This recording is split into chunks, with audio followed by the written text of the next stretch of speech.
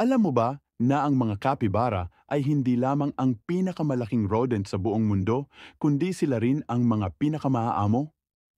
Ang mga semi-aquatic na hayop na ito ay native sa South America at kilala sa kanilang kakayahang makipag-ugnayan sa iba't ibang hayop, kabilang na ang mga tao.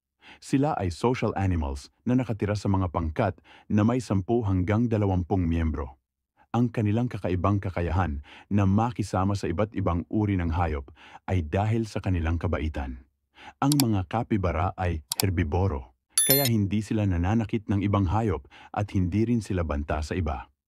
Napakamaamo nila at hindi nila pinapansin ang mga ginagawa mo sa paligid basta't hindi sila nasasaktan. Bukod dito, may kakaibang paraan sila ng pagpapakita ng pagmamahal.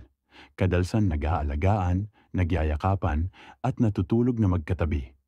Gayunpaman, matibay din ang mga kapibara at nakakaangkop sa iba't ibang kalikasan. Magaling silang mag-swimming at kaya nilang sumisid sa ilalim ng tubig ng hanggang 5 minuto.